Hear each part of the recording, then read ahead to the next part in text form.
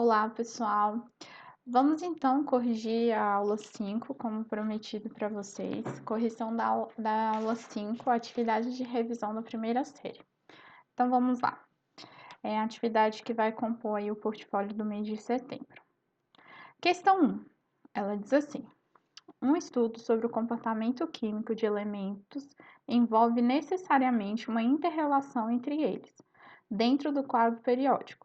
Assim, por exemplo, propriedades do sólido metálico podem ser generalizadas para os demais metais alcalinos, do grupo 1 ou família 1A, e talvez até outros metais. Todavia, certas propriedades são específicas de cada elemento. Os halogênios do grupo 17, família 7A, guardam propriedades muito semelhantes, segundo certa regularidade, entre si. Com exceção do flúor, as demais espécies livres podem ser estudadas facilmente em solução aquosa. Enquanto o enxofre e o fósforo se apresentam como substâncias simples na forma de sólidos bem definidos, o nitrogênio guarda extraordinária estabilidade química na espécie N2. Tais situações permitem avaliações mais precisas sobre o comportamento químico desses elementos. Com auxílio do texto, julgue os itens. Então, beleza. Vamos lá. Item 1. Um metal alcalino X forma um composto iônico com um halogênio Y de fórmula igual a XY. Bom, vou fazer as anotações aqui no lado. No item 1 aqui. O que ele fala? Deixa eu apagar aqui, ficar melhor. O que ele fala? Que é um metal alcalino X. Se ele é um metal alcalino e o texto me deu essa informação aqui, olha o que ele falou, que o metal alcalino ele está no grupo 1 ou na família 1A, ou seja, ele é da primeira coluna. Os elementos da primeira coluna, eles possuem apenas um elétron na última camada. Então, se ele tem um elétron na última camada, é porque ele precisa, então, perder esse um elétron para ele seguir a regra do octeto. Se ele precisa perder esse um elétron, doar um elétron, ele vai ser chamado de cátion mais 1, né? Eu vou colocar aqui 1, mas vocês sabem que a gente não representa quando for o número 1. Então, o elemento X, ele é mais 1. E o outro elemento aqui que ele falou é o halogênio Y. Halogênio, que é o que ele colocou aqui, o halogênio, ele está no grupo 17, ou família 7A. Ou seja, ele tem 7 elétrons na camada de valência. Para completar o octeto, ele falta só um elétron, então ele precisa ganhar um elétron.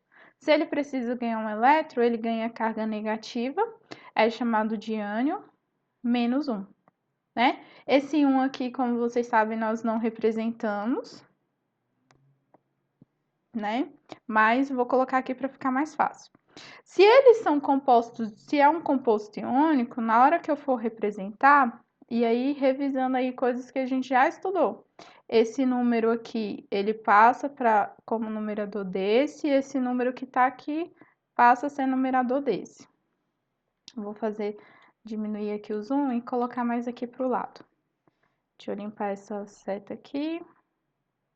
Ok. E aí, com isso, eu chego à conclusão de que o composto iônico formado pela junção desses dois elementos seria X1, Y1, ou melhor, XY. E aí, conferindo aqui com a alternativa, que ela fala que o composto iônico formado entre os dois elementos é o XY. Então, isso tá certinho aqui. Bom, item 2. A extraordinária estabilidade química do composto N2 é decorrente das ligações iônicas responsáveis pela formação desse composto. Opa! Ligação iônica. Ele está dizendo que o N2 é formado por ligação iônica. Errado. Deixa eu colocar aqui, errado. Por quê? Não é ligação iônica, é ligação covalente. Vamos aqui para o lado para vocês visualizarem. O nitrogênio, ele tem 5 elétrons na camada de valência. E aí, se ele for ligado com outro nitrogênio que também tem 5 elétrons na camada de valência, ele não faz ligação iônica, ele faz compartilhamento de elétrons, que é a ligação covalente. E aí nós temos o compartilhamento de 3 pares de elétrons aqui, ou melhor, representando aqui, eu poderia escrever a estrutura do N2 assim. Então, não é ligação iônica, é ligação covalente. Item 3. Apenas o fato de as substâncias simples do enxofre e do fósforo serem sólidas permite concluir que se trata de compostos iônicos. Só observando se ele é uma substância simples, eu posso dizer que ele é composto iônico? Bom, e aí a gente precisa então entender como é que estariam o enxofre e o fósforo se eles fossem como substâncias simples. E aqui, vou colocar aqui a observação para vocês, que o enxofre, quando ele é substância simples, ou seja, que só tem o enxofre, né? Ele forma o composto S8. E o fósforo, ó, P4.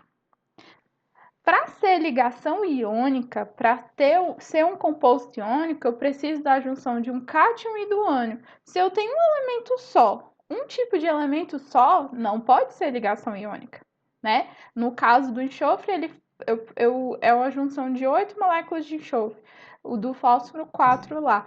E eles não fazem ligação iônica, são compostos moleculares por ligação covalente, não é ligação iônica, então tá errado aqui também. Então lembrem, só é ligação iônica quando você tem um cátion e um ânion, alguém que quer ganhar e alguém que quer perder, e aí eles trocam elétrons ali.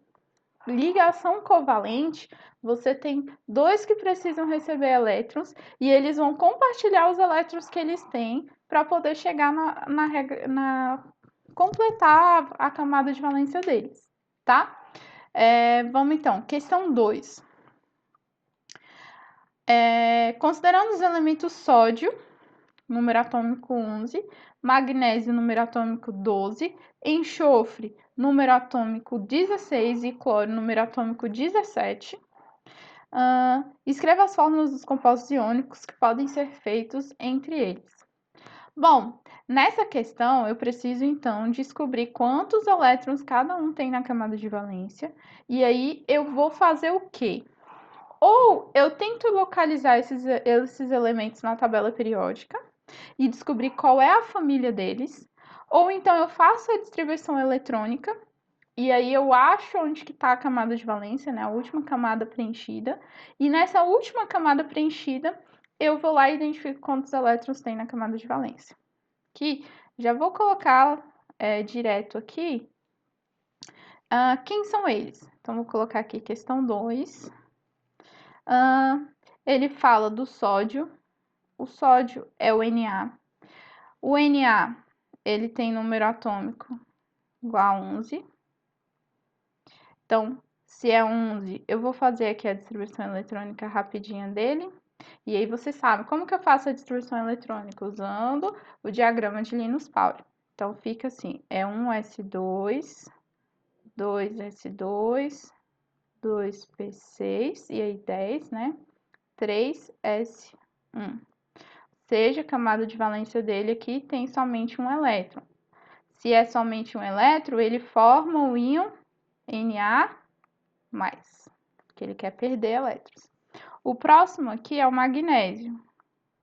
É o Mg, que tem número atômico igual a 12. Então, vamos lá. Distribuição eletrônica dele: 1s2, 2s2, 2p6, 3s2. Se ele tem 2 elétrons na camada de valência, né? 2 elétrons na camada de valência, ele só pode virar o Mg2+, ou mais 2, tá? Aqui, próximo, vou colocar aqui mais para o lateral.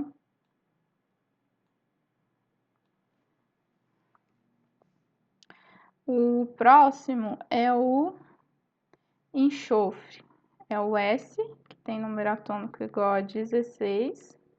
E aí, distribuição eletrônica dele fica 1s2, 2s2, 2p6, 3s2,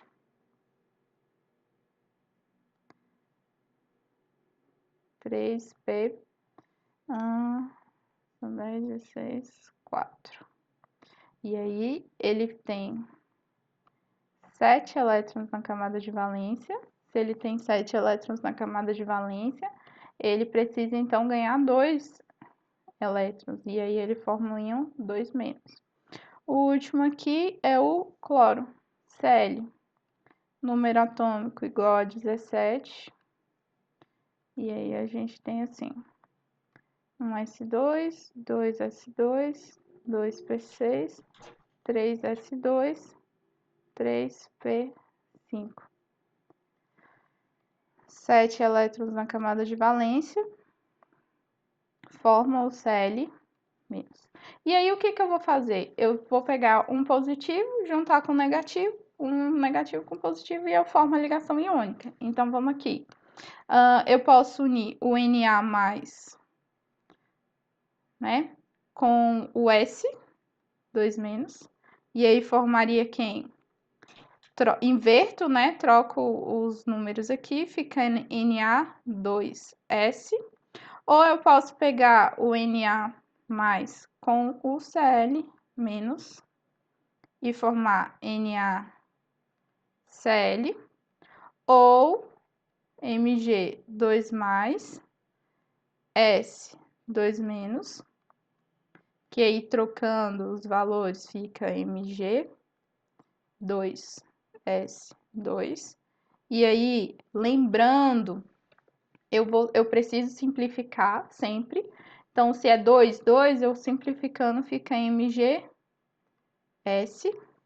E aqui eu posso pegar o Mg2+, e juntar com Cl-, que fica MgCl2. Beleza? Então, essas são as opções que eu posso ter aí para responder a questão 2. Bom, pode ser que alguém esteja se perguntando, professora, como você chegou nessa fórmula? Lembrem lá da fórmula geral da ligação iônica, eu pego o número que está aqui, ele passa com o coeficiente do outro elemento. Esse aqui vem para cá, o númerozinho que está nele. Então, eu faço essa troca, ó, esse vem para cá, esse vem para cá de cada um dos elementos, tá vendo? Esse vem para cá, esse número tá aqui que não tá aparecendo é porque é 1, e eu faço essa troca e consigo aí montar essa fórmula ali da ligação iônica. Lembrando, essa troca, essa regrinha, eu só consigo fazer quando for ligação iônica, tá bom? Então, vamos lá aqui, continuando para a correção. Questão 3, é uma questão da UNB. Sabendo-se que o sódio forma com o elemento Y um composto de fórmula Na3Y, é correto afirmar que o Y se encontra no grupo 17 no segundo período da tabela periódica? E aí, o que a gente vai pensar? Bom, ele já me deu a fórmula aqui. Então, o que eu faço para poder descobrir?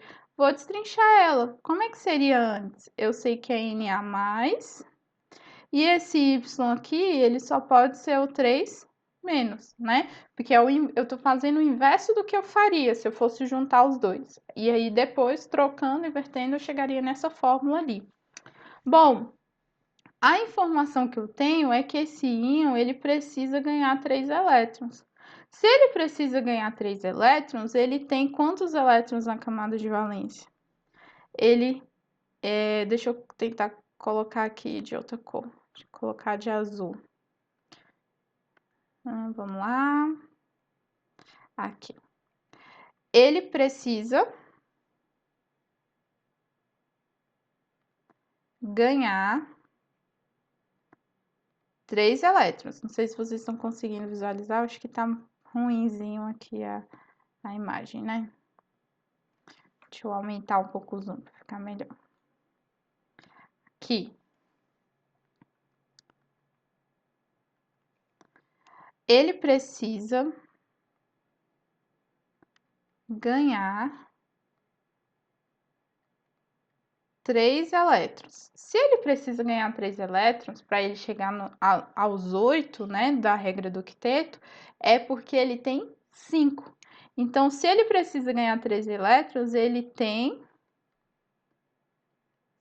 5 elétrons na camada de valência.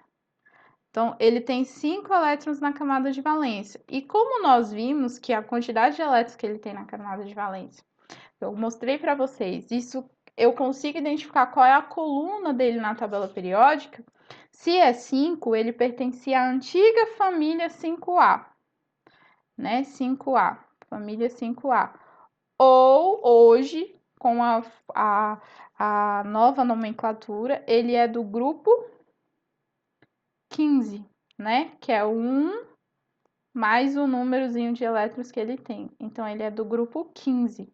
E a questão, ela disse aqui, cadê? Que ele seria do grupo 17. Acompanhem aí no material de vocês. Ó, ele disse aqui que ela era do grupo 17 e ainda do segundo período. Errado. É do grupo 15, porque ele tem 5 elétrons na camada de valência. E eu não consigo, só com essas informações, identificar qual o período dele, porque eu precisaria saber quantos elétrons ele tem no total, né? O número atômico dele, para eu ver qual foi o último nível que foi preenchido. Então, eu não consigo identificar o período. Mas o grupo, eu tenho certeza que não é o 17, é o grupo 15. Bom, continuando então. Questão 4. Em agosto de 1994, faleceu Linus Pauling, 2 vezes laureado com o Prêmio Nobel. Seus estudos sobre ligações químicas são de fundamental importância para o entendimento das substâncias. Sobre Pauling, seus estudos, lhe julgue os itens. Então, vamos lá. Item 1. Ligação covalente é aquela que ocorre por causa da atração interatômica proveniente do compartilhamento de elétrons entre átomos. Falou de compartilhamento, só pode ser ligação covalente. E esse item está certíssimo. 2. Pauling propôs um diagrama de distribuição de elétrons em ordem decrescente de energia. Opa! Não é a ordem decrescente, é ordem crescente de energia. Por isso que lá no diagrama ele segue uma sequência que não é em linha reta. Ele é numa sequência meio na diagonal, assim, né? Que a gente tem as retas, assim. Por quê? Porque é em ordem crescente de energia. Aquela sequência que nós seguimos lá do diagrama de Linus Pauling, ela vai te dar essa sequência de energia, tá? Item 3. Nas ligações iônicas, ocorre a transferência de elétron de um átomo para o outro. Corretíssimo. Ligação iônica, transferência de elétrons, tá? Então, aqui, ligação iônica, transferência de elétrons, exatamente isso. 4. O comprimento das ligações independe do raio dos átomos envolvidos. Errado. Depende do átomo, do raio. Errado aqui. E aí, esse é um ponto que eu vou falar com vocês, que a gente não entrou em tantos detalhes falando do comprimento das ligações. Mas vamos pensar aqui, vou só imaginar aqui. Os elementos, eles são elementos que têm aí um raio, né? Um elemento raio, o que seria o raio? Vocês estudam lá raio, essa medida que eu tenho aqui do tamanho do elemento. Quando nós vimos tabela periódica, quando vocês viram na aula que foi de tabela periódica lá no segundo trimestre, eu coloquei algumas tabelinhas, algumas tabelas lá. E um dos pontos que nós falamos, que foi uma das propriedades, foi o raio atômico, que ele tinha lá a sequência que ele aumentava na tabela periódica. Bom, olhando o raio, o que é esse raio? Seria o tamanho do meu átomo daquele elemento. E aí eu conseguiria visualizar esse raio através, assim, se eu imaginasse o meu átomo como sendo uma esfera, o raio dele seria ali essa distância entre o núcleo ali e a eletrosfera, tá?